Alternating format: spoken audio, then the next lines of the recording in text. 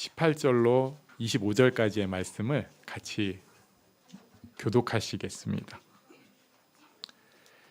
예수 그리스도의 나심은 이러하니라. 그의 어머니 마리아가 요셉과 약혼하고 동거하기 전에 성령으로 잉태된 것이 나타났더니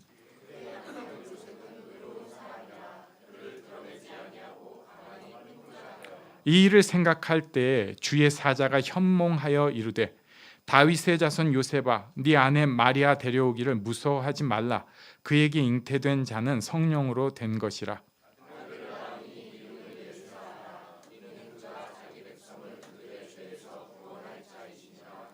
이 모든 일이 된 것은 주께서 선지자로 하신 말씀을 이루려 하심이니 이르시되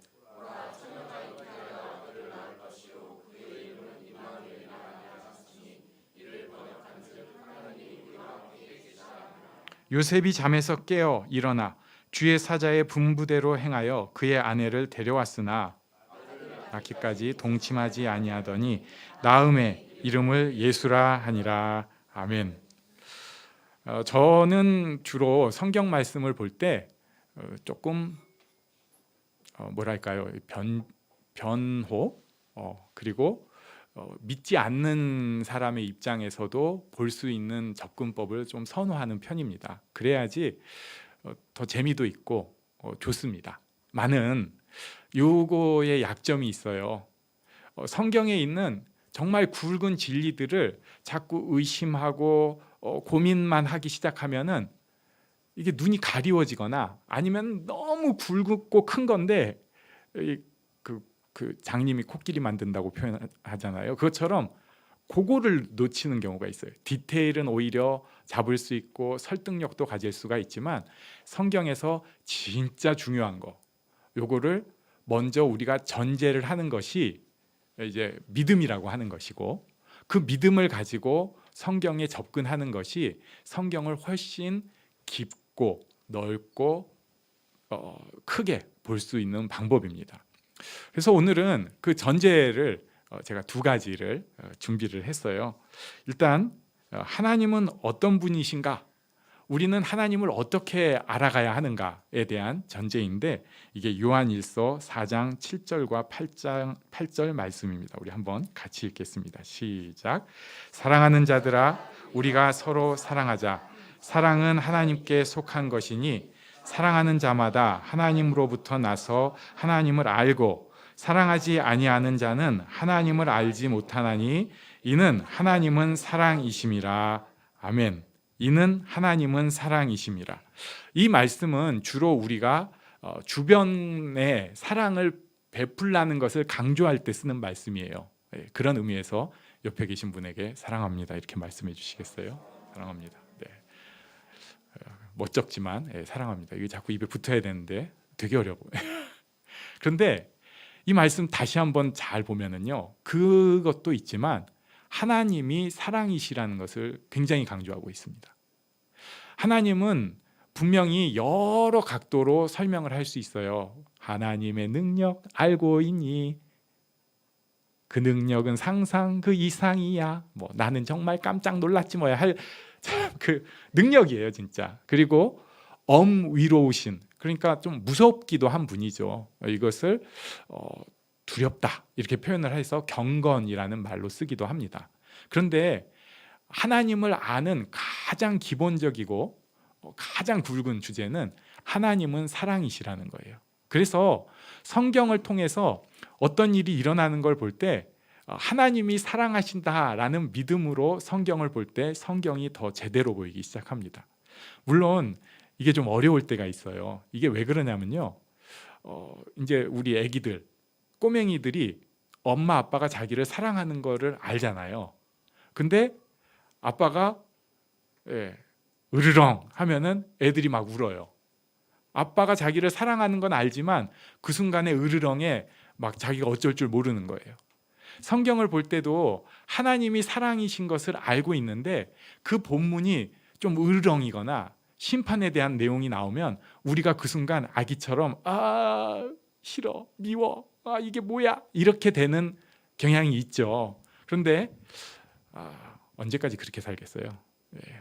뭐 그게 잘못된 건 아니지만 그 속에서도 하나님의 사랑을 찾아낼 수 있는 것이 이제 소위 예수 믿으면서 점점 눈이 커가고 또 지혜가 자라고 마음이 넓어지는 것이라고 믿습니다. 근데 제가 이 설교 여기까지 준비하고 딱 저를 돌이켜 보니까 저는 아직 좀 애기인 경향이 있어서 네, 그 요즘 새벽기도 이렇게 쭉 한 장씩 보고 있잖아요. 그러면은 굉장히 재밌고 좋은데 거기서 이제 또 막 그 다윗이 막 헤매는 장면 나오거나, 여기는 그래도 좀 짧아서 괜찮아요. 근데 이사야서 같은 데 가면은 좀 과장하면 한 40장을 그 심판에 대해서 말씀하고 계시거든요. 이런 거 한 달 보고 나면 마음이 이렇게 좀 내가 아직 내공이 약하구나. 또 마찬가지로 오늘 있는 이 본문들, 그러니까 마태복음 1장 같은 것을 볼 때도 하나님이 정말 사랑이시라는 전제로 보면은 곳곳에 있는 하나님의 사랑이 딱 보이는데, 그렇지 않으면 그래 하고 넘어가 버리는 경향이 있습니다. 우리는 기억해야 합니다. 성경을 볼 때 하나님은 사랑이시다. 하나님을 알아가는 가장 첫 번째 스텝, 하나님은 사랑이시다라는 것을 아는 것입니다. 우리 한번 따라해 보겠습니다. 하나님은 사랑이시다.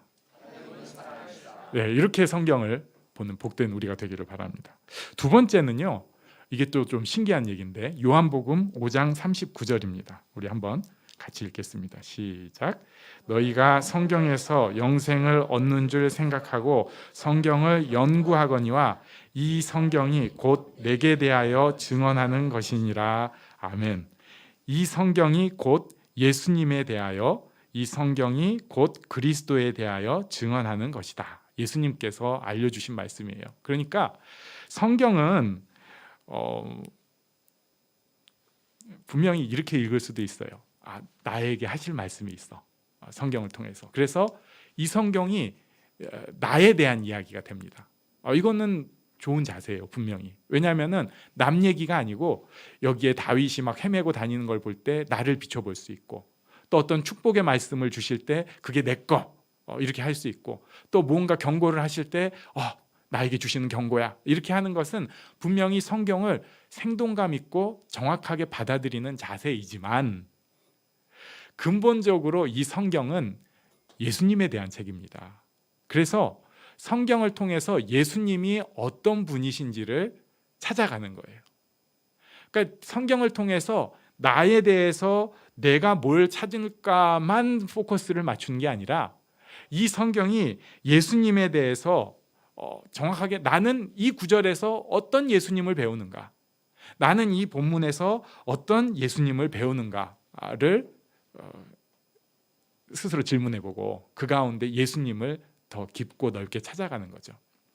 자, 정리하면 하나님은 사랑이십니다. 그리고 성경은 예수님에 대해서 증언을 하고 있어요. 그런데 그 예수님이 어떤 분이신가 한 구절 더 보려고 해요. 골로새서인데, 네, 한번 다 같이 읽겠습니다. 시작. 또한 그가 만물보다 먼저 계시고 만물이 그 안에 함께 섰느니라. 아멘. 아이고, 이거 무슨 말씀이야? 그는 예수님입니다. 만물보다 먼저 계신 분이에요. 그러니까 성경을 그 본문에 집중해서 보는 게 제일 중요하지만, 어떨 때는 넓게 보면서 그 가운데에서 이 본문을 찾는 게 굉장히 우리에게 더 복됩니다. 자, 그러면은 예수님께서 지금 이 땅에 오신 것을 우리가 보고 있잖아요. 근데 이것을 조금 생각을 해볼 필요가 있어요. 우리가 하나님에 대해서 성경을 볼 때 오해를 하는 경우가 있습니다. 뭐냐면요, 하나님께서 천지를 일단 창조를 하셨어요. 일단. 그리고 나서 죄를 지어버리니까 이거 안 되겠다. 그래가지고 에덴 동산에서 쫓아냈죠. 그랬는데도 계속 죄를 짓고 있으니까 이거 안 되겠다 해가지고 물로 팍 심판해 버리셨죠. 그리고 나서도 죄 지으시니까 이거는 이거 안 되겠다 해가지고 아브라함을 택하셨어요. 그리고 그 자손들을 애굽에서 키워가지고 이스라엘이라는 족속을 만들고, 그리고 다윗 왕조를 만들었는데 또 죄를 지으니까 바벨론에 멸망하게 하시고, 그러다가 정 안 되겠으니까 예수님을 보내셨다고 보는 게 아니고 예수님은 이미 창세 전부터 하나님과 함께 계셨고, 그리고 하나님의 영원한 계획 가운데 이 땅에 오신 것이다 라는 것입니다. 이게 굉장히 신비한 일이에요. 이게 무슨 일이가? 일단 여기서 우리가 생각을 해볼 것은 영원이라는 말은 우리가 지금은 절대 이해할 수가 없습니다. 어느 정도 조금 접촉은 할 수가 있는데 영원은 이해할 수가 없어요. 아주 긴 시간은 말할 수가 있는데 시작도 끝이 없는 영원, 또 그 가운데 있는 영원 가운데 창조는 설명을 우리가 뭔가 아는 것처럼 추측하면서 이러쿵저러쿵 얘기는 하지만 한계가 있는 인간, 그리고 이런 물질의 세계에서 사는 우리는 그것을 설명을 할 수가 없어요. 그래서 이것을 신비라고 표현합니다. 예수님께서 영원 전부터 아버지 하나님과 함께 계셨다. 그리고 예수님은 창조 때부터 아버지와 함께 하시고 성령께서 그때부터 일하셨고, 그래서 이걸 우리 머리로는 이해가 도저히 안 되니까 신학자들이 용어를 하나를 만들었는데 그게 이제 삼위일체다 하는 말입니다. 요거를 설명을 하기가 어려워요. 그냥 세 분이시다, 그냥 한 분이시다, 그리고 함께 계신다, 이거는 설명이 어렵다. 여기까지가 사실 제일 정확한 표현입니다. 그 가운데에서 오늘 본문 같은 곳이 있는 거예요. 그러니까 성경의 구석구석에 사실 우리가 조금 이해가 안 되는 면들이 분명히 있어요. 그것을 다 이해하려고 성경을 분해를 하고 해봤자 결국은 이해를 못하는 것이 지금까지 신학의 한계입니다. 그러나 아까 우리가 본 전제, 하나님 사랑이시다. 그리고 이 성경은 예수님이 어떤 분인지 우리한테 알려주시는 것이다. 그리고 또 그 예수님이 어떤 분인지 알려주신 것은 결국 사랑의 하나님이 어떤 분인지 말씀해 주시는 것이다. 요것을 가지고 보면은 모든 성경이 우리가 그렇게 똑똑한 신학자들이 아니지만 우리 마음속에 이렇게 딱 쌓이면서 성경이 지혜로 우리 삶에 역사하시기 시작합니다. 이것을 조금 신학적인 표현으로 성경이 우리 심령에 계시된다, 이렇게 표현을 해요. 오늘 본문을 한번 같이 보겠습니다. 18절 말씀을 같이 읽습니다. 시작. 예수 그리스도의 나심은 이러하니라. 그의 어머니 마리아가 요셉과 약혼하고 동거하기 전에 성령으로 잉태된 것이 나타났더니, 여기 약혼이라는 말이 나오는데요, 이것을 정혼이라고 표현을 할 수도 있습니다. 이스라엘은 풍습상 두 사람을 먼저 약혼을 시켜요. 그러니까 이게 그냥 우리 결혼하자 하는 그 정도 약속이 아니라 이 사람들은 이제 결혼했습니다에 가까운 약속이에요. 그리고 나서 1년 정도 시간을 가지게 되는데 이때는 법적으로 부부입니다. 이미 법적으로 부부예요. 그리고 이때는 뭐 같이 살거나 같이 자거나 하지 않고 정혼자로 얘기는 하는데, 이 1년 기간 동안에 이게 깨지는 것은 그냥 우리 그만둬 이게 아니고요. 한 사람이 죽거나 아니면은 이혼을 똑같이 해야지 갈라설 수 있는 관계예요. 그리고 나서 1년이 지나면은 성대하게 결혼식을 합니다. 그런데 요셉과 마리아는 지금 이 결혼하기 전, 그러니까 약혼했는데 우리가 생각하는 약혼보다는 훨씬 강한 법적으로는 부부 사이인 정혼의 관계인 때입니다. 그런데 지금 요셉이 보니까 내 정혼자한테 문제가 생긴 거예요. 이거 굉장히 큰 사건입니다. 그래서 19절 이렇게 말씀하고 있어요. 우리 같이 읽습니다. 시작. 그의 남편 요셉은 의로운 사람이라 그를 드러내지 아니하고 가만히 끊고자 하여, 조용히 끊으려고 했습니다. 원래 구약 성경에 보면은 이것을 이런 경우에 이제 정혼을 했는데 상대 쪽이 이렇게 부정을 저질렀다, 특히 이제 여자들한테 더 불리하죠. 그런 경우에는 사람들한테 알리고 돌로 쳐 죽이는 방법을 취했고, 그리고 이제 신약 시대라고 표현하는데 그렇게 안 하고 증인 2명을 두고 조용히 파혼하는 방법이 있었습니다. 요셉은 그렇게 막 돌로 쳐 죽이고 이렇게는 안 하고 조용히 끊으려고 했었다, 이렇게 설명을 해요. 이걸 또 성경이 의롭다고 설명을 하고 있습니다. 그래서 저는 이 말씀 보면서 또 좀 도전이 되는 게, 분노를 그냥 저런 식으로 막 터트리는 것보다는 조용히 하는 걸 성경 말씀 뭐 이롭다고 하나? 그냥 이건 제 큐티입니다. 그리고 나서 요셉이 굉장히 끙끙 앓았겠죠. 제가 그 상황을 생각해 보면 굉장히 화도 나고 배신감도 있고 어떻게 나한테 이런 일이 있는가 하는데, 그때 20절 말씀에 보면 이 일을 생각할 때 주의 사자가 현몽하여 이르되 꿈에서 알려주셨습니다. 그래가지고 알려주신 내용이 성령으로 잉태된 것이다 라고 알려주신 거예요. 우리가 좀 전에 굉장히 어려운 신학 얘기를 했어요. 예수님은 영원하신 하나님이시다. 또 예수님은 영원전부터 계셨다. 그런데 영원전부터 계신 성자 하나님이 마리아를 통해 육신으로 오신 것이다. 이거를 제가 지금 얘기하면은 어디서 들은 것 같고 좀 어려운 얘기인데 할 수 있는데, 요셉한테 그런 얘기를 해보세요. 그러면 전혀 이해를 못해. 무슨 얘기야 이게? 그래서 요셉이 알아들을 표현으로 해준 것입니다. 그러면서 요셉에게 더 위로의 말씀을 해주시는데, 그게 이제 21절이죠. 아들을 낳으리니 이름을 예수라라. 이는 그가 자기 백성을 그들의 죄에서 구원할 자이심이라. 그리고 나서 구약 이사야의 구절을 통해서 좀 더 설명을 해줍니다. 이 모든 일이 된 것은 주께서 선지자로 하신 말씀을 이루려 하심이니 이르시되. 우리 23절을 같이 읽습니다. 시작. 보라, 처녀가 잉태하여 아들을 임마누엘이라 하리라 하셨으니 이를 번역한즉 하나님이 우리와 함께 계시다 함이라. 아멘. 임마누엘, 하나님이 우리와 함께 계시다 하는 것을 설명을 해주고 계십니다. 하나님께서 이렇게까지 하셔야 될까? 이게 이제 제가 비교 종교학을 하면서 물론 좀 기독교적 관점에서 한 거예요. 이슬람하고 이제 비교를 해요. 사람들이 오해를 하는 게 알라나 뭐 여호와나 다 거기서 거기고, 그게 또 종교가 생기다 보면 그게 이쪽은 이렇게 부르고 저쪽은 저렇게 부르고 이런 거 아니냐 하는데, 너무 달라요. 너무 달라요. 알라는 이런 거 안 합니다. 근데 우리 여호와 하나님은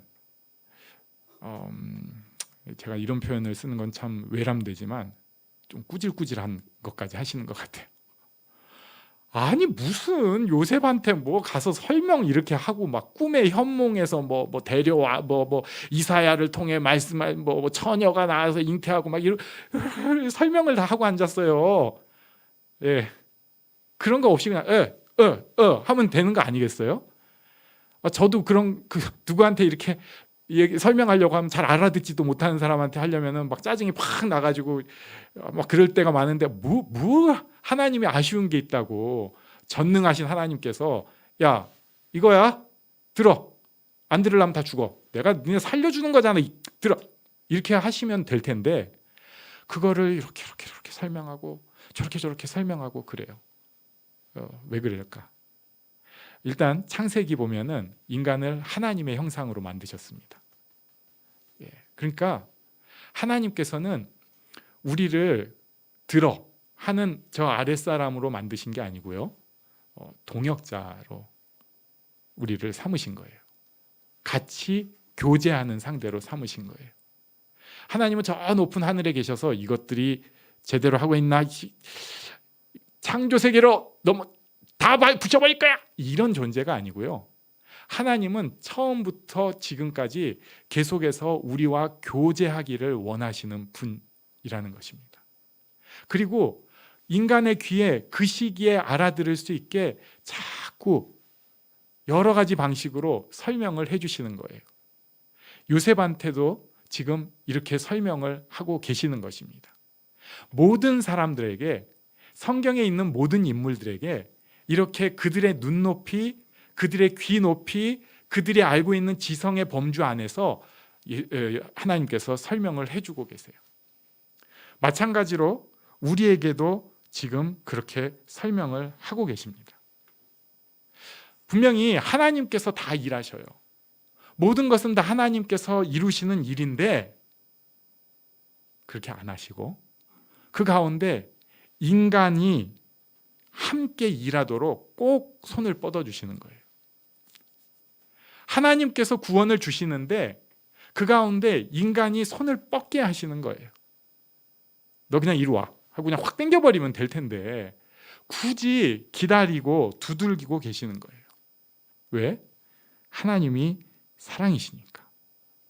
하나님은 우리를 사랑하시고 더불어 교제하면서 일하기를 원하시니까. 이것이 오늘 본문에도 이렇게 드러난 것입니다.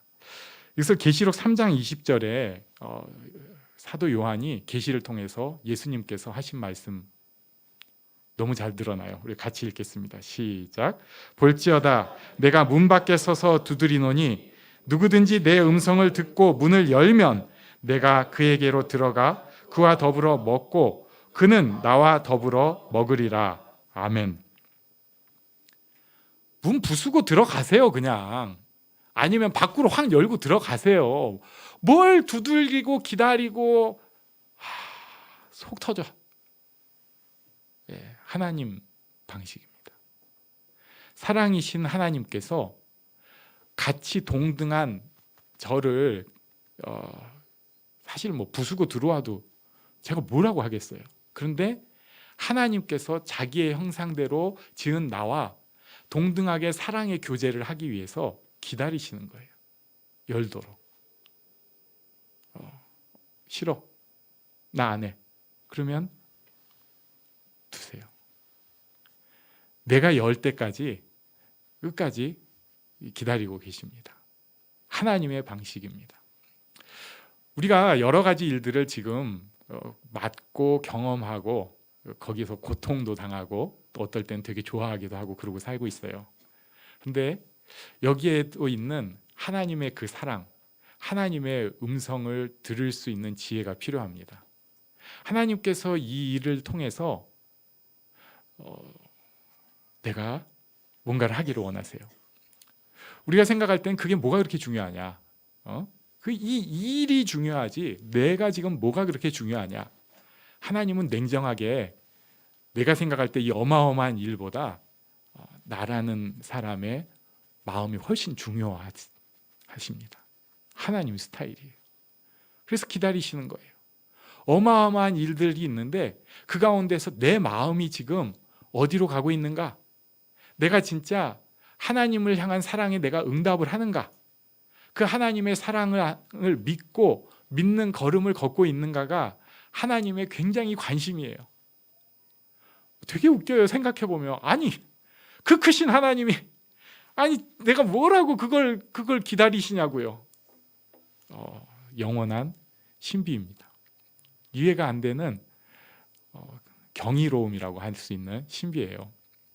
하나님께서 그렇게 나를 사랑하십니다. 그리고 그렇게 나와 협력하기를 기다리고 계시고요. 그리고 그렇게 나와 동행하기를 기뻐하십니다.